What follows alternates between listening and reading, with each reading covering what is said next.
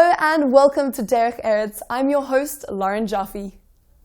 Community activism is about people in communities creating opportunities for growth and change, as well as deliberate movement towards ends which they determine, and in the process so increase their critical awareness, knowledge, skills, and attitudes. Rabbi Ari Kievman elaborates further. One of my favorite biblical heroes is Joseph. Think about his personality. I mean, the guy was a poor kid, 17 years old, his siblings disliking the favoritism that his father is showing toward him with a preferential treatment, his technicolor coat, and they have a plan how they're going to get rid of him. And first they stick him into the pit, and then he's sold as a slave. Let's fast forward to what happens next. There he is, lingering for years in a prison cell. And all of a sudden one day he's joined two more inmates. And these fellows were from Pharaoh's inner cabinet, other ministers, the butler and the baker. And perhaps he could have thought that maybe they were part of the plot, the conspiracy that had him incarcerated to begin with. Yet Joseph takes an interest in them. He turns to them, and as it says in the verse, he asks them, "Madua pneichem ro'im hayom?" Why do your faces seem downtrodden today? Why do you appear lugubrious, melancholy, morose, sad? And so they explain exactly why they appear overcast. They explain that they had jobs in Pharaoh's palace, and each one was fired, and they explained the reasons. And then they told Joseph their dreams and asked them to interpret. Number one, I think it's important to recognize Joseph takes an interest in these fellow inmates. He asks them how they're doing. We could turn to people in the street. You ask them how they're doing. Kunjani chana. How's it? Huchandet? It's not so hard to ask someone how they're doing, to put a smile on someone's face. And like Joseph, it could even get you out of jail. Let's go into the dreams themselves. The butler has a dream. And in his dream, he describes how there's 3 vines of grapes, 3 clusters. And in his dream, he sees himself squeezing the grapes into Pharaoh's goblet. He asks for an interpretation of the dream. Joseph says, very simple. The interpretation is, in 3 days' time, you will be emancipated and reinstated to your position as Pharaoh's sommelier. Baker likes that interpretation as the butler got, and he asks for his dream to be interpreted. He tells Joseph his dream. He has 3 baskets of bread on his head, and there are birds chirping, eating from the baskets of bread on his head. What does that mean? And Joseph says, well, the baskets represent 3 days. In 3 days' time, you too will be let out of prison, but led to the gallows where you'll be hanged. And one wonders, why is the butler's dream interpreted to life, yet the baker's dream is the opposite? And one of the answers our sages share is, if you look at the butler, he takes action. He's proactive. He does something. We have to in life be engaged, not passively like in the baker's dream. Things don't just happen. In life, some people dream of success while others wake up and make it happen. And my message to you today is that you don't have to be the biggest donor in the world. You don't have to be the wealthiest to make a difference. Social activism is not the biggest personalities. You in your own unique way, showing concern for your neighbor, caring for an underprivileged person, asking somebody how they're doing today. That is social activism. Social activism is caring for another, and that in itself makes a difference in the world. So ask yourself, whom am I going to make a difference to in the world today?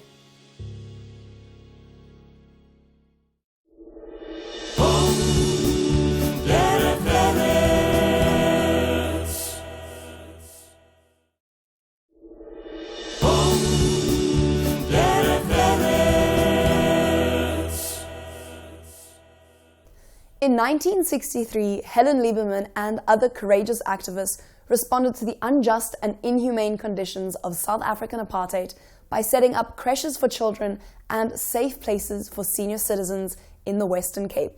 Today, the organization works throughout Cape Town's township communities towards creating a more just society where human rights can be fully actualized. Their work focuses on early childhood development, after-school initiatives for children, and the well-being of older persons. I had no idea, what was happening in South Africa.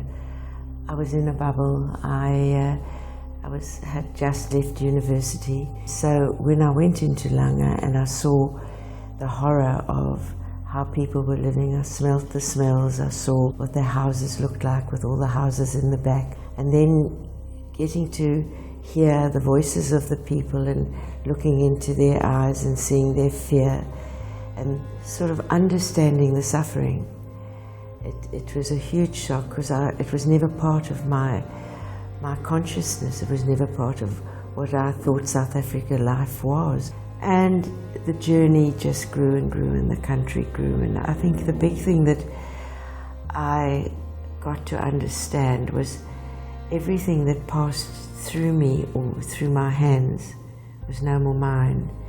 And I could be like a parent and watch this wonderful success and the amazing, amazing movement and feeling of affirmation and self-worth and the power that people created themselves as Ikamba started to develop countrywide. And so here we are 55 years later, and it's not about building an organization. It's got nothing to do with that. It's about building the human rights and the direction of others to be successful. And so we are only successful if somebody else is. And we don't own anything, really. All we own is the pleasure of watching people grow and being part of what we think is nation building. It's not an individual approach to work, and it's about understanding how do we help those people in communities that are already understanding what the needs are and what the solutions are.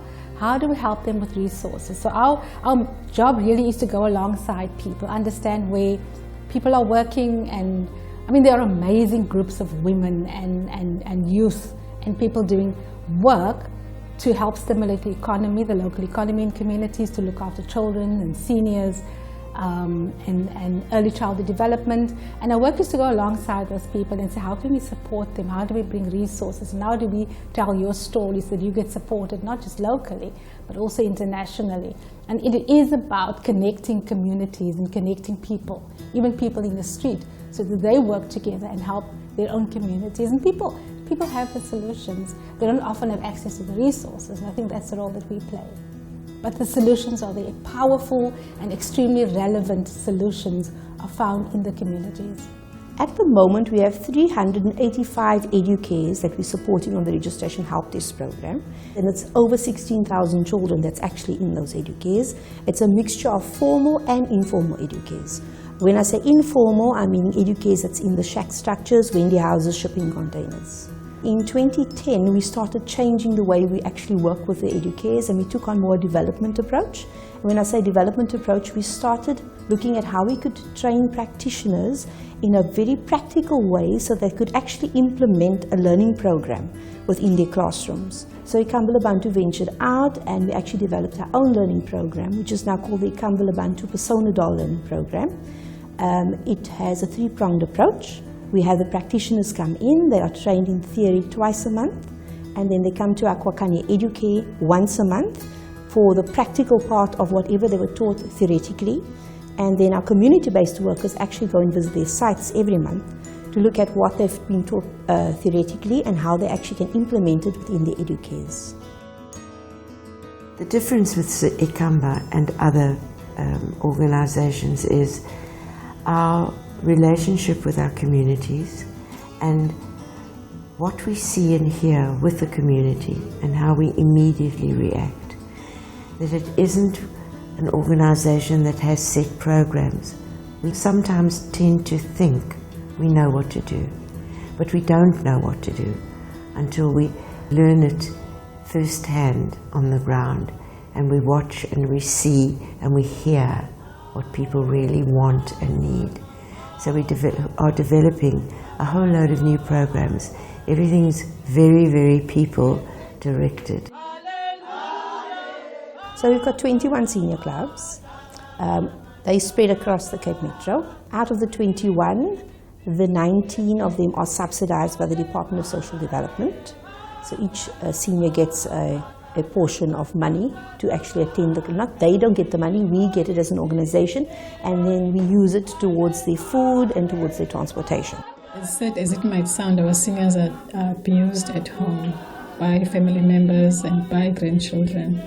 And because of the high rate of substance abuse in communities coupled with poverty and lack of resources. So when they come into a club, you can see who is new in the club, but just by looking at their posture and the way that they engage, they're quiet, they're withdrawn. And then once they get engaging with the seniors, then you can see they regain their confidence, they articulate well, they dance so much spontaneously, and they just become themselves, their personality and their self-esteem increases. In this building, I met people who are very kind. They taught me how to do beadwork, how to do sewing. We are doing sewing. I improved in all things because I was then starting my 70 years, and it's not expected for an old lady to sew, to do handwork, to do exercises and all those things, etc. She helped me along. It's very important to come to the club because they are sharing lots of experience, the seniors that are experiencing at home. You're going to find that the senior who have just come in to join the club, sometimes you're going to find that, oh, I don't know why I came here. Yeah, they will have that questions, why I came here to the club. But you're going to find that when the seniors are going to share the problem, you're going to, oh, I'm not alone. This is our home. In the morning, first thing, we're having a prayer. After the prayer, and then we're having our breakfast, porridge. After that, it's tea. And we spend the whole day here, and we have friends, we have relatives, and we have children.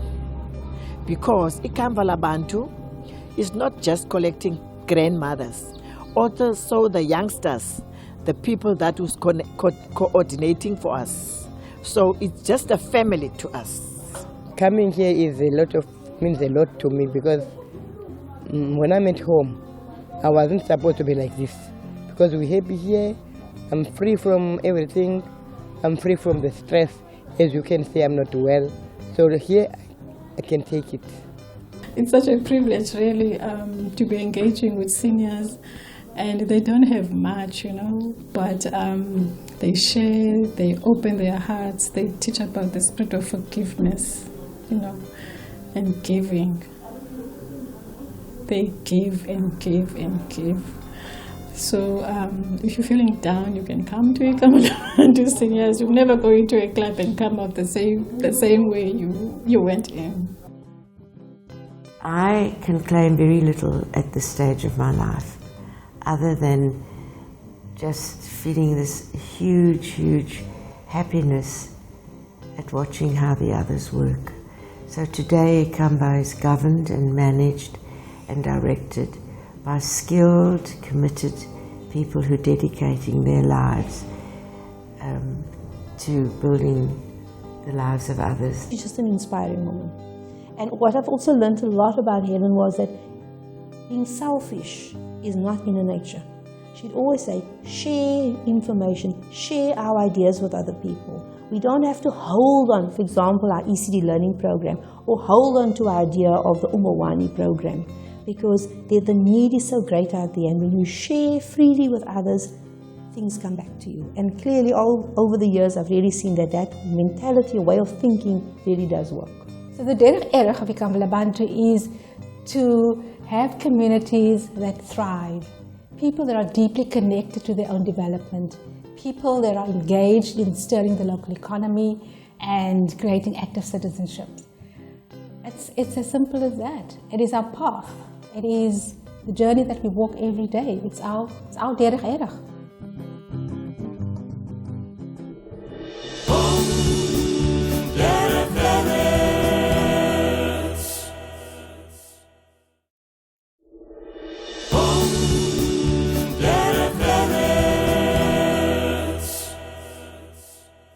For the past 30 years, community activist Marco van Emden has served as chairman and vice chairman on the boards of numerous organizations, both in his professional and personal capacity. A recipient of many awards and accolades for his tireless voluntary work and dedication to various organizations, he embodies a passion for community upliftment, which is a core value in his far-reaching success. Am I a community activist? Well, I guess I am now, because when I see something that needs to be fixed, I get stuck in. It's the same effort to complain that it is to get something fixed. However, you get much more joy from seeing the benefits of having something fixed than from complaining. When you grow up with an incredibly dynamic, involved, inspirational person, it really sets a bar for who you want to try and be. Hard person to live up to, but also very inspirational. As a Jew, we have a responsibility to help others. It's just the way it is. There's a saying, you have to be the shining light on other nations. You have to always do better. And I think many peoples, many religions, many cultures do good. But I think the Jewish people have it as part of their DNA. And when I grew up, we used to have a box to put money in on a Friday. You gave money to the box every Friday for charity, the tzedakah box. But that doesn't just stop at our community. So you'll find lots of Jewish people that are driving not-for-profits that are totally immersed in working outside of the Jewish community. Marco is a true mensch. Since I met him over 30 years ago, he has continually been working extensively for the Jewish community and the community at large. He calls this his real work. When I look at the Jewish community, he's been involved in many facets of this, from being chairman of United Herzliya Schools to chairman of the David Sussman Community Foundation, which he founded. In both of these organizations, he has raised considerable amounts of money, which has created financial security for the Jewish community of Cape Town for this and future generations.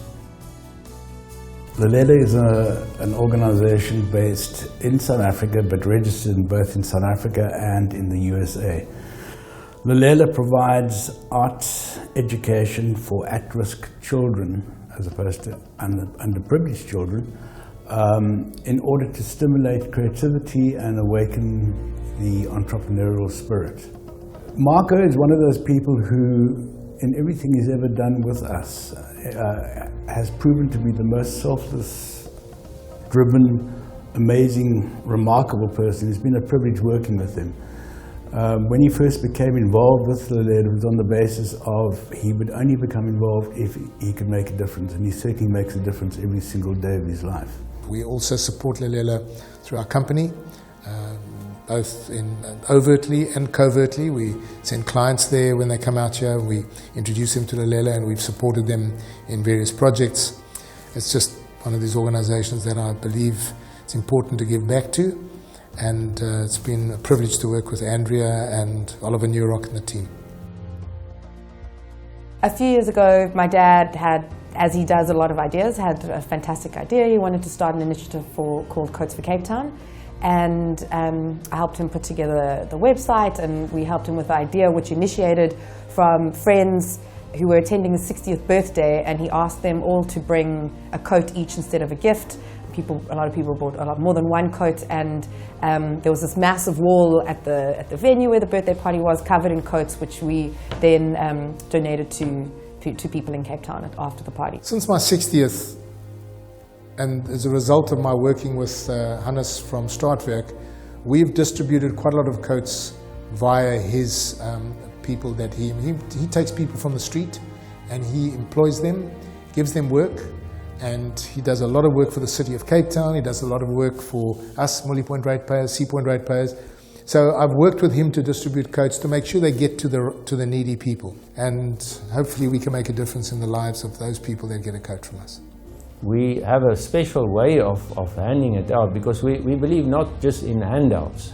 People participate and prove themselves through our system, but for every participation they get some benefit. They get some cash benefit through us, but an additional benefit like the coats is a very beautiful thing, especially in the winter time, yes. Someone said, why don't you give them blankets?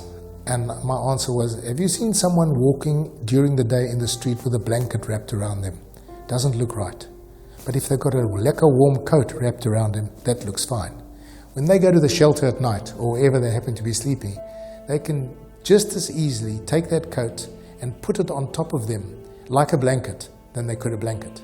So a coat is far more versatile than a blanket. Marco is very particular, but if you really want to get things to work, as we do, we give life habilitation, how do you do to make life work? So we found in him a very great partner. It's like the sun breaking through, you know, because one gets frustrated with things not working. I've learned from Marco a level of humility and selflessness and giving that I didn't believe was possible. He really lives by that dictum in life where nothing is too much and nobody is beyond being approached to help. And he lives by what we stand for, what we like to believe we stand for. As a human being, I guess what you learn is about that everything is not just about your singular path in the world. It's about how you incorporate everything around you. How you help people, how you look after your family, how important community is, and so much stuff that he's done for our community, whether it's Cape Town or the Jewish community. You know, he's always striving to improve everything for the future. Children, grandchildren, all of that. So part of my Derech Eretz is to give back, to give forward, and to make sure that I always am worthy of the good that I've been blessed with in my life. There's a movie, Saving Private Ryan. It's a very poignant part. At the end of the movie, there's this old man with his wife, grandparents, children, grandchildren. They're at Arlington Cemetery, and they're standing at the cross of the late Private Ryan. It's Tom Hanks as the actor, and they saved this Private Ryan. And he stands there, and he poignantly says, I hope that you believe I earned this, with his family. And I mean, it's very emotional whenever I repeat it, because that's how I try and live my life, is that I'm earning that which I'm blessed to have. And everyone deals with that differently, but for me, in the Jewish way, there's a lot to give back, both within our community and outside our community. And at the same time, we have to be thankful for what we have and thankful for the opportunity to be able to give back and make a difference. Anne Frank once said how wonderful it is that nobody need wait a single moment before starting to improve the world. Why not share your views on our Facebook page at Derech Eretz Connect? From me, Lauren Jaffe, and the Derech Eretz team, remember you too can be part of the conversation.